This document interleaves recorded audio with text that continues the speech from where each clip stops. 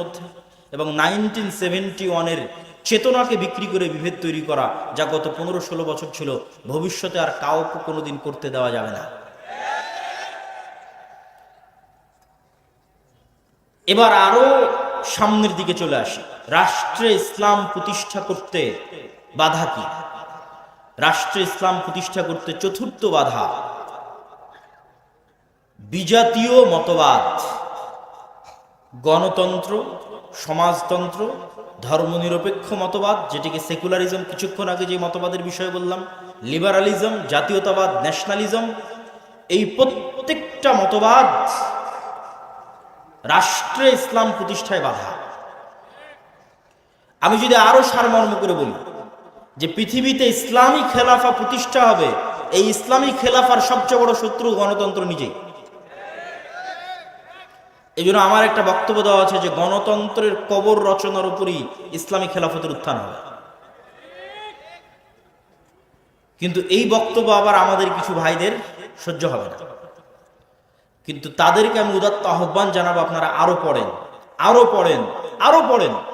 আরো পড়লে দেখবেন গণতন্ত্রের নামে মুসলমানদের সামনে মূলা ঝুলিয়ে রাখা আছে। গত 100 বছরেও কোনোদিন গণতন্ত্র দিয়ে ইসলাম প্রতিষ্ঠিত হয়নি, আগামী 1000 বছর চেষ্টা করলেও কোনোদিন গণতন্ত্র দিয়ে ইসলাম প্রতিষ্ঠিত হবে না। হ্যাঁ, গণতন্ত্র দিয়ে যে ইসলাম প্রতিষ্ঠিত হবে, যদি বলেন যে হ্যাঁ হবেই হবে, তাহলে আমি চ্যালেঞ্জ দিয়ে বলে গেলাম, গণতন্ত্র দিয়ে যে ইসলাম প্রতিষ্ঠিত হবে ওটা বিকৃত ইসলাম, কম্প্রোমাইজড ইসলাম, পূর্ণাঙ্গ ইসলাম নয়। যে ইসলামের মধ্যে শিরক মিশ্রিত থাকবে, যে ইসলামের মধ্যে ইসলামের সকল বিধিবিধান উপস্থিত থাকবে না, পূর্ণাঙ্গ রূপে উপস্থিত থাকবে না।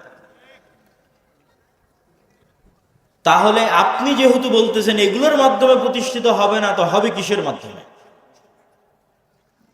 যেটির মাধ্যমে প্রতিষ্ঠিত হবে, আজকে আপনাদের সামনে 2টি বা 3টি উপায় বলবো, যা প্রায় এই পরের পয়েন্টগুলো প্রায় সব বক্তব্যে আমার বলা আছে এবং আপনাদেরও শোনা উচিত।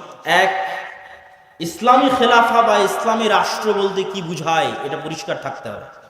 ইসলামী খেলাফা বা ইসলামী রাষ্ট্র মানে আজকে এখানে আপনাদের সবাইকে জোরপূর্বক আমি সালাত আদায় করিয়ে দিলাম, জোরপূর্বক আপনাদের মহিলাদের মা বোনদের পর্দা করিয়ে দিলাম, বিষয়টি এমন নয়।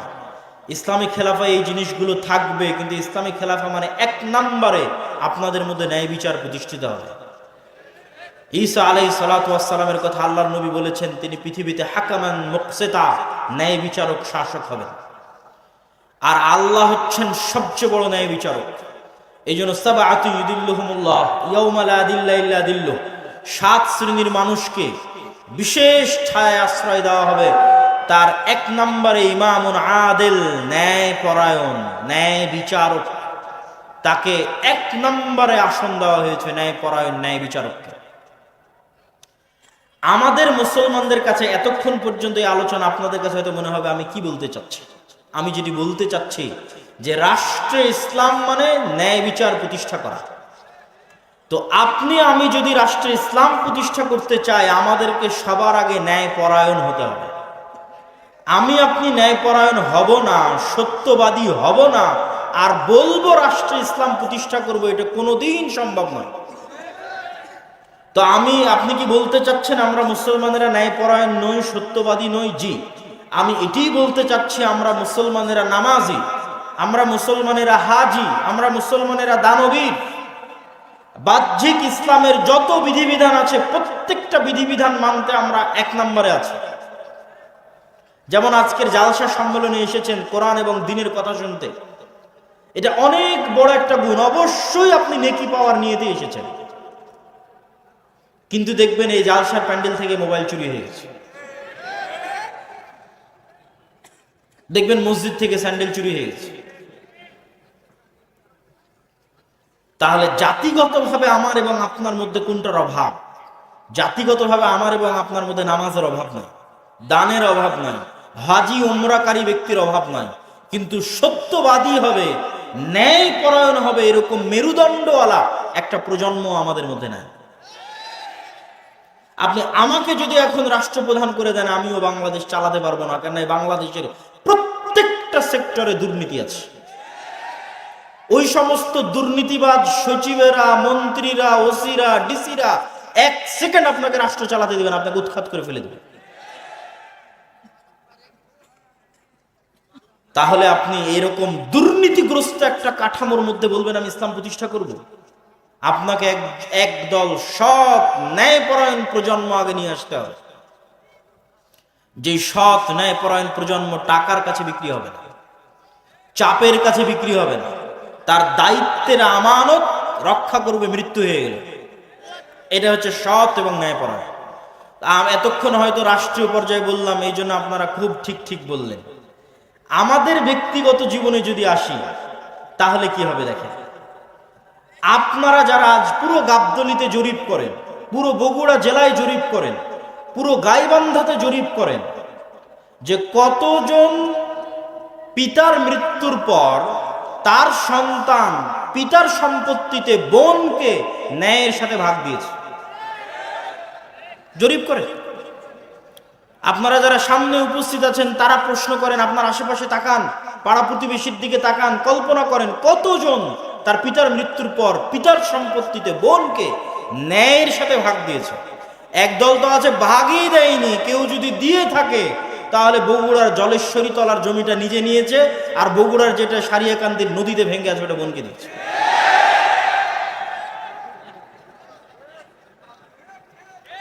তাহলে আপনি ন্যায়পরায়ণ নন, সত্যবাদী নন, কিন্তু আপনি নামাজি, আপনি হাজি, আপনি ওমরাকারী, আপনি দানবীর। তাহলে আপনাকে দিয়ে কখনোই আল্লাহ সুবহানাহু ওয়া তাআলা রাষ্ট্রে ইসলাম প্রতিষ্ঠা করবেন না। কেননা আপনি রাষ্ট্রে ইসলাম প্রতিষ্ঠার যোগ্য নন। রাষ্ট্রে ইসলাম প্রতিষ্ঠা করার এক নাম্বার শর্তই হচ্ছে আপনাকে ন্যায়পরায়ণ হতে হবে।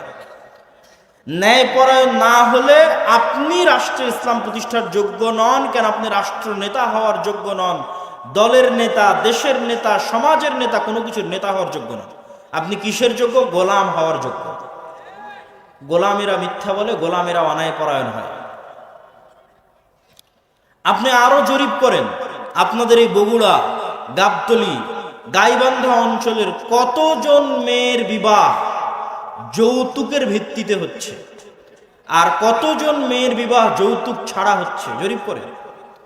তাহলে যতগুলো মেয়ের বিবাহ যৌতুকের ভিত্তিতে হচ্ছে, আপনি কি বলেন এটা ন্যায় হচ্ছে না অন্যায় হচ্ছে? অন্যায় হচ্ছে। কিন্তু ওই যৌতুকের বিবাহে যতজন উপস্থিত হচ্ছে, হাজি, নামাজি, ওমরাকারী, দানবীর, হুজুর, কাজী, সবই তো আল্লাহওয়ালা। তাহলে এই সমস্ত আল্লাহওয়ালা হাজি, নামাজি, কাজী যে যৌতুকের ভিত্তিতে বিবাহ দিচ্ছে, উপস্থিত হচ্ছে, দাওয়াতে যাচ্ছে, তাদেরকে দিয়ে আল্লাহ সুবহানাহু ওয়া তাআলা কখনোই রাষ্ট্রে ইসলাম প্রতিষ্ঠা করাবেন না। কেননা সে অন্যায়পরায়ণ। সে যদি আজ যৌতুকের সাথে আপোষ করে, কাল রাষ্ট্র ক্ষমতায় গেলে ও সবচেয়ে বড় দুর্নীতিবাজ হবে। মানে আমাদের মধ্যে যতজন উপস্থিত আছে যারা বোনকে পিতার সম্পত্তিতে ভাগ দেয়নি, যারা মেয়েকে বিবাহ করেছে যৌতুক এবং ডিমান্ডের ভিত্তিতে, এবং এই ধরনের মানুষের সাথে সম্পৃক্ত অন্যায়ের সাথে জড়িত আছে, এরা যদি রাষ্ট্র ক্ষমতায় যায় তো গত 16 বছর যা টাকা পাচার হয়েছে এরা তার চেয়ে বেশি করবে। গত 16 বছর যা দুর্নীতি হয়েছে প্রত্যেকটা মুসলমান তার চেয়ে বেশি দুর্নীতি করবে। শুধু সে যায়নি তাই গালি দিচ্ছে যে ও দুর্নীতিবাজ ছিল, এত টাকা পাচার করে নিল, ও গেলে ওইও করতো। সম্মানিত উপস্থিতি, তাহলে আমরা মুসলমানেরা কি অবস্থায় দাঁড়িয়ে আছি?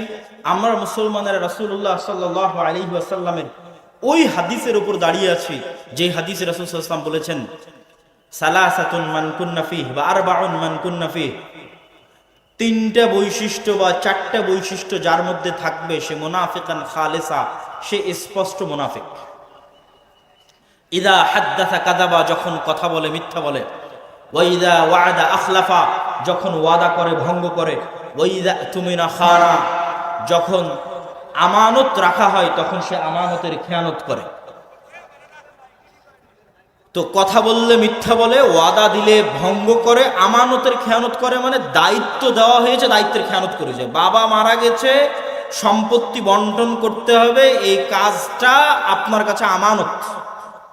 আপনি প্রতিষ্ঠানের প্রিন্সিপাল, প্রতিষ্ঠান আপনার কাছে আমানত। আপনি থানার ওসি, থানা আপনার কাছে আমানত। প্রত্যেক দায়িত্বশীলের কাছে তার দায়িত্ব আমানত। তাহলে ওই দায়িত্ব সে পূর্ণাঙ্গ রূপে বাস্তবায়ন না করে কম্প্রোমাইজ করেছে, মানে তারা সব কি হয়ে গেছে বলেন তো? বলেন না কেন, কি হয়ে গেছে? মুনাফিক হয়ে গেছে।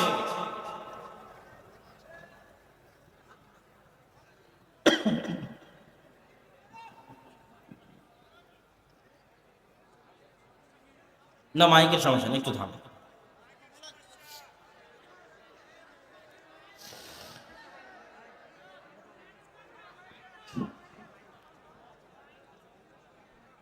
তো ইযা হাদ্দাসা কাযাবা, যখন কথা বলে মিথ্যা বলে, ওয়াদা করে ভঙ্গ করে, আমানত রাখা হলে আমানতের খেয়ানত করে, তাদেরকে আল্লাহর নবী কি বললেন? একটু জোরে বলতে হবে, কি বললেন? মুনাফিক। তার মানে পিতার সম্পত্তিতে বোনকে ভাগ দেয়নি যে সে কি? একটু কথা বলতে হবে, সে কি? মুনাফিক। যৌতুকের ভিত্তিতে বিবাহ করেছে যে সে কি? মুনাফিক। তাহলে এই সমস্ত মুনাফিকদের দিয়ে আপনি তাহলে প্রশ্নের পরের প্রশ্ন আসবে, এই সমস্ত মুনাফিকেরা নামাজ পড়ছে কেন? এই সমস্ত মুনাফিকেরা দান করে কেন? এই সমস্ত মুনাফিকেরা তাহাজ্জুদের সালাত আদায় করে কেন? কেননা গত 16 বছরে এমনও ছিল প্রশ্ন ফাঁসের টাকা আল্লাহর রাস্তায় দান করেছে। তাহলে আল্লাহর নবীর কথা অনুযায়ী সে মুনাফিক, কেননা প্রশ্ন ফাঁস তার আমানত, প্রশ্ন রক্ষা করা আমানত ছিল, খেয়ানত করেছে। আল্লাহর নবী বলছেন ও মুনাফিক, খাঁটি মুনাফিক।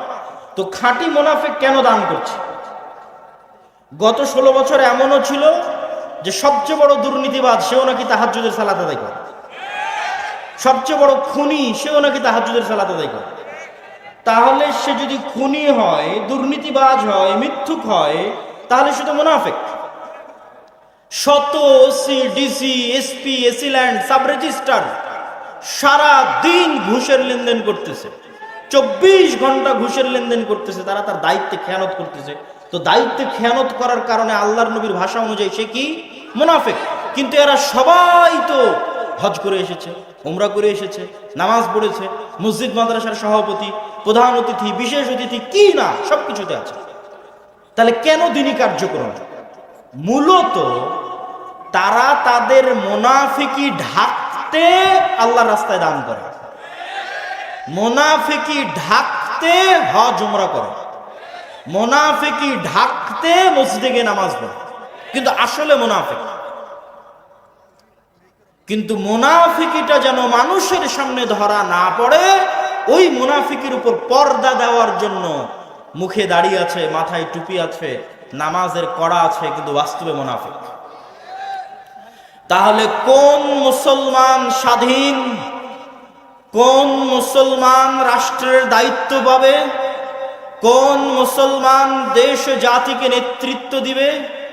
যেই মুসলমান এমত অবস্থায় সালাত আদায় করে যে, এমত অবস্থায় সালাত আদায় করছে যে ওই অবস্থায় সে মিথ্যুকও নয়, দুর্নীতিবাজও নয়, সত্যবাদী, শতভাগ সত্যবাদী, শতভাগ ন্যায়পরায়ণ, এমত অবস্থায় সে সালাত আদায় করছে, ওই সালাতের যে ক্ষমতা, ওই সিয়ামের যে পাওয়ার, ওই হজ, ওই ওমরা, ওই দানের যে পাওয়ার, ওই পাওয়ারেও রাষ্ট্র ক্ষমতায় চলে যায়। ওই পাওয়ার দিয়ে আল্লাহ পৃথিবীতে সব নবী রাসূল পাঠিয়েছেন। পৃথিবীতে আসা প্রত্যেক নবী রাসূল জন্মগত সত্যবাদী, জন্মগত আমানতদার, জন্মগত ন্যায়পরায়ণ। আমাদের নবী মুহাম্মদ সাল্লাল্লাহু আলাইহি ওয়াসাল্লামের ক্ষেত্রেও জন্মগত তিনি সত্যবাদী, জন্মগত আমানতদার, জন্মগত ন্যায়পরায়ণ। আবু বকর, ওমর, উসমান, আলী, এমনকি যে আবু সুফিয়ান রাদিয়াল্লাহু তাআলা আনহুর নাম আমরা শুনি, দীর্ঘদিন যাবৎ মক্কার কাফের কুরাইশ মুশরিকদের নেতৃত্ব দিয়েছেন, তিনিও বাদশাহ হিরাক্লিয়াসের দরবারে দাঁড়িয়ে মিথ্যা বলেননি। তখন কাফের ছিলেন, মিথ্যা বলেননি। কেননা মিথ্যা তাদের অস্তিত্বের মধ্যে ছিল না। আর আমাদের অস্তিত্বের মধ্যে মুসলমানদের অস্তিত্ব চেক করবেন, ইউরোপ আমেরিকায় যত মুসলমান গেছে তাদের অনেকেই, অধিকাংশই, সবাই নয়, যে দেখেন কোথাও না কোথাও মিথ্যা বলেছে। মিথ্যা বলে সরকারের কাছে অতিরিক্ত ফায়দা নিচ্ছে, মুসলমান কাফেরের কাছে অতিরিক্ত উপকার নিচ্ছে, মুসলমান ইহুদি খ্রিস্টানদের কাছে অতিরিক্ত অর্থনৈতিক লাভ নিচ্ছে মিথ্যা বলে। দ্বিতীয় যে কাজটি আমাদের করতে হবে সেটা হচ্ছে সোশ্যাল জাস্টিস। সোশ্যাল জাস্টিস মানে এতক্ষণ যা বললাম তার আলোকেই সোশ্যাল জাস্টিস নির্ধারিত হবে, সামাজিক ন্যায় বিচার। গত 16 বছর যে পাওয়ার প্র্যাকটিস হয়েছে সারা বাংলাদেশে, এই পাওয়ার প্র্যাকটিস এখন নাই, শূন্যের কোঠায়। ওই ফাঁকা জায়গায় মসজিদ মাদ্রাসাগুলোর ক্ষমতা ছিল যে তারা ন্যায় বিচার প্রতিষ্ঠা করবে। কিন্তু দুঃখজনক হলেও সত্য, দেশে প্রতিষ্ঠিত ইসলামী দল বলেন, ইসলামী সংগঠন বলেন, মসজিদ বলেন, মাদ্রাসা বলেন, তারা আল আমরু বিল মারুফ ওয়ান নাহি আনিল মুনকার এবং সামাজিক ন্যায় বিচার প্রতিষ্ঠায় দুর্বল। এবং তাদের চোখের সামনে আরেক দল ওই একই জায়গায় একই অন্যায় লিপ্ত হচ্ছে। এক জায়গায় গত 16 বছর যারা চাঁদাবাজি করেছে, আজকে ওই জায়গায় আরেকজন চাঁদাবাজি করতেছে, কিন্তু কেউ প্রতিবাদ করতেছে না। সোশ্যাল জাস্টিস মানে সমাজে মানুষের প্রতি অন্যায় হতে দেওয়া যাবে না। আপনি যদি রাষ্ট্রে ইসলাম প্রতিষ্ঠা করতে চান, রুট লেভেলে ন্যায় বিচার প্রতিষ্ঠা করতে হবে। কাকে প্রতিষ্ঠা করতে হবে? যে ইসলামের ধারক ও বাহক, মানে যে বলছে যে আমি চাই রাষ্ট্রে ইসলাম প্রতিষ্ঠা হোক, ওকে ন্যূনতম ওর গ্রামে ওর পাড়ায় মানুষের উপর যেন জুলম না হয়। যেমন বাপ যদি মারা যায় তো বোনকে যেন তার ন্যায় হিস্সা বুঝিয়ে দেওয়া হয়, এটি জোরপূর্বক বাস্তবায়ন করবে। কোন মেয়ের বিবাহ যেন যৌতুকের ভিত্তিতে না হয়, এটি জোরপূর্বক বাধা দিবে। আল আমরু বিল মারুফ ওয়ান নাহি আনিল মুনকার করবে। এটি হচ্ছে সোশ্যাল জাস্টিস। কোন এক গ্রাম, কোন এক এলাকা, কোন এক পাড়া, কোন এক মাদ্রাসা, কোন এক শিক্ষা প্রতিষ্ঠান, কোন এক ইসলামী দল, ইসলামী সংগঠনে যদি ন্যায় প্রতিষ্ঠা হয়ে যায়, ওর হাত দিয়ে রাষ্ট্রে ইসলাম প্রতিষ্ঠা হবে। তার মানে কি ইসলামী দল, ইসলামী সংগঠন, মসজিদ মাদ্রাসায় ন্যায় নাই? নাই। এই যে মাদ্রাসায় মাদ্রাসায় মতবিরোধ, দলে দলে মতবিরোধ, এর থেকে ও বের হয়েছে, ওর থেকে ও বের হয়েছে, এগুলো একটা মাসলা মাসাইলের কারণে নয়, এগুলো একটা আবেগের কারণে। প্রত্যেকটা জায়গায় ন্যায়ের অভাব আছে। হয় যিনি ইসলামী দলের আমির উনি ন্যায়পরায়ণ নন, জালেম, অথবা যিনি ইসলামী দলের মামুর কর্মী সে ন্যায়পরায়ণ নয়, জালেম। যে কর্মী রাত দিন পরিশ্রম করছে তাকে পদ না দিয়ে যে পা চাটছে ওকে পদ দিয়ে দিচ্ছে, এটাই হচ্ছে ন্যায়ের খেলাফ। ন্যায় নাই, ওর দ্বারা রাষ্ট্রের ইসলাম প্রতিষ্ঠা হবে না। ও তো ওর দলের মধ্যে ইসলাম প্রতিষ্ঠা করতে পারে না। দলের মধ্যে ইসলাম, আর মাদ্রাসায় ইসলাম প্রতিষ্ঠা করবে। মাদ্রাসা ইসলাম মানে 5 ওয়াক্ত সালাত হচ্ছে এটা না, 5 ওয়াক্ত সালাত তো হবেই, কিন্তু আপনি যদি মনে করেন আমি রাষ্ট্রে ইসলাম প্রতিষ্ঠা করব, তাহলে আপনি যে জায়গায় আছেন ওখানে শতভাগ ন্যায় প্রতিষ্ঠা করতে হবে। আপনি ন্যায় প্রতিষ্ঠা করতে ব্যর্থ হয়েছেন তো অবশ্যই আপনি রাষ্ট্রে ইসলাম প্রতিষ্ঠা করতে ব্যর্থ হবেন। সম্মানিত উপস্থিতি, সর্বোপরি লাস্ট পয়েন্ট হচ্ছে আমাদের মুসলমানদের সবচেয়ে বড় সমস্যা হচ্ছে আমরা শর্ট টার্ম চিন্তা করি। আমাকে এখনই ভোট করে, এখনই নির্বাচনে জিতে রাষ্ট্রে ইসলাম প্রতিষ্ঠা করতে হবে।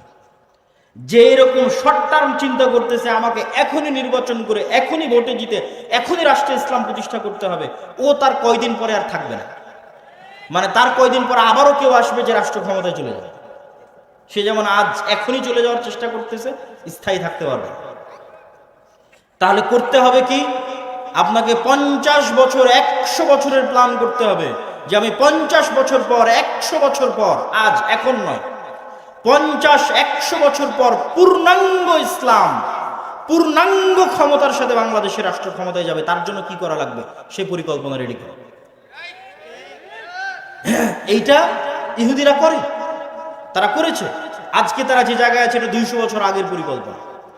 আর যখনই আপনি এই পরিকল্পনা করবেন তখনই দেখবেন যে আপনাকে শক্তিশালী প্রতিষ্ঠান তৈরি করতে হচ্ছে। আমাদের শক্তিশালী প্রতিষ্ঠান নাই। এই লক্ষ লক্ষ কোটি কোটি পঙ্গপালের মতো ভোটার থেকে কোনো উপকার নেই। 5ই আগস্টের এই ছাত্র জনতার আন্দোলনে বেশিরভাগ মুসলমান ধর্মপ্রাণ মানুষ জীবন দিয়েছে। আর রাষ্ট্র ক্ষমতায় কারা গেছে? বেশিরভাগ এনজিও রাষ্ট্র ক্ষমতায় গেছে। কেন? ওই এনজিও গুলো বাংলাদেশের শক্তিশালী প্রতিষ্ঠান আছে, শক্তিশালী মিডিয়া আছে।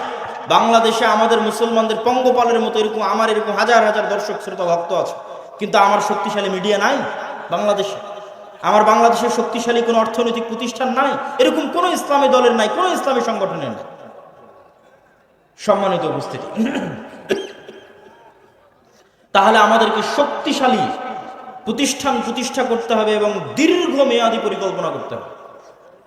ওই শক্তিশালী প্রতিষ্ঠান না থাকার কারণেই দেখবেন একজন অপরাধী যখন কোনো কিছু করছে তার সামনে কত বড় গুণ লাগিয়ে হেডিং করা হচ্ছে, আর একজন আলেম সে যখন কিছু করছে বলছে তথাকথিত মৌলবী। অথবা বড় অপরাধীকে যখন আদালতে পেশ করা হচ্ছে হাতে হ্যান্ডকাফ নাই, কিন্তু আলেমকে যখন আদালতে পেশ করা হচ্ছে মোটা রশি দিয়ে হাত বেঁধে আদালতে পেশ করা হচ্ছে। এটাই হচ্ছে রাষ্ট্রীয় কাঠামোগত বিদ্বেষ, যা আপনার অজান্তে হয়ে আছে। আপনি এটার সাথে ফাইট দিয়ে পারবেন না, ঠিক বলেও পারবেন না। ওটার সাথে ফাইট দিতে হবে শক্তিশালী প্রতিষ্ঠান তৈরি করার মাধ্যমে।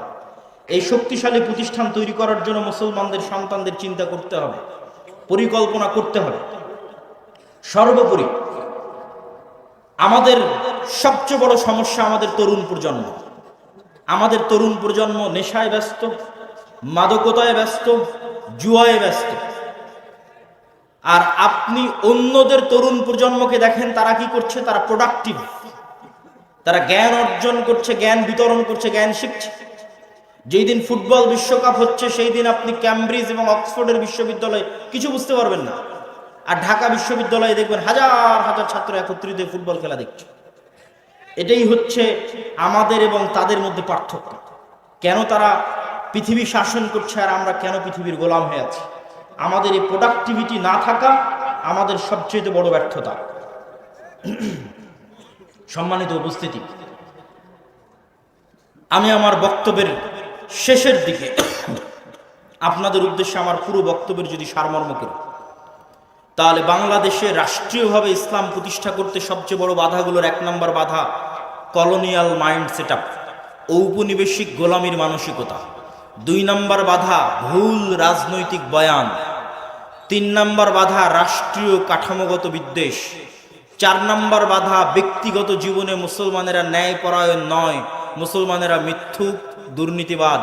তাদের দিয়ে আল্লাহ কখনোই রাষ্ট্রে ইসলাম প্রতিষ্ঠা করাবেন না।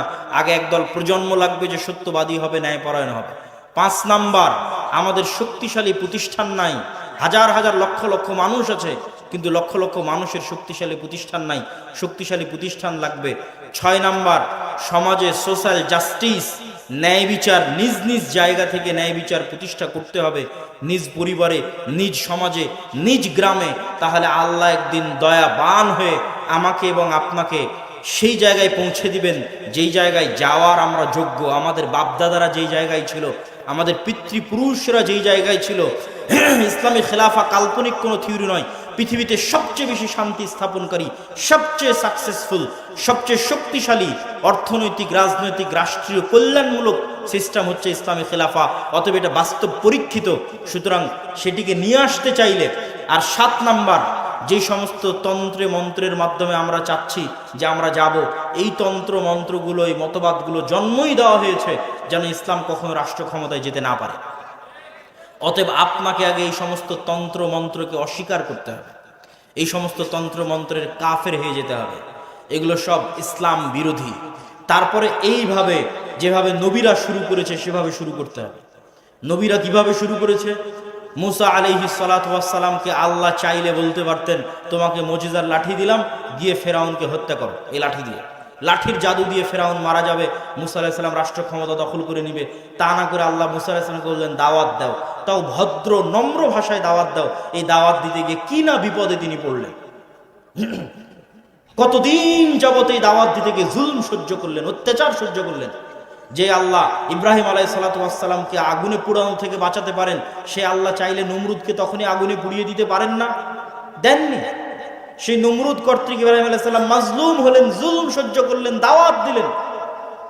কিন্তু দাওয়াত দিয়েছেন তারা নিঃস্বার্থভাবে রাষ্ট্রের কেন্দ্রবিন্দুতে।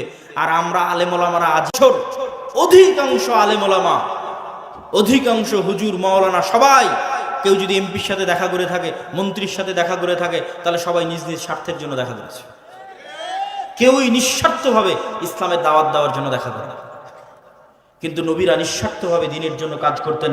আল্লাহ সুবহানাহু ওয়া তাআলা আমাদেরকে, উপস্থিত মজলিসে উপস্থিত সকলকে সত্যবাদী, ন্যায়পরায়ণ, নিজ নিজ সন্তানকে সত্যবাদী, মাথা উঁচু করে দাঁড়ানোর জন্য শিখায়। কেন আল্লাহর নবী লোন নীতি নিষেধ করেছেন?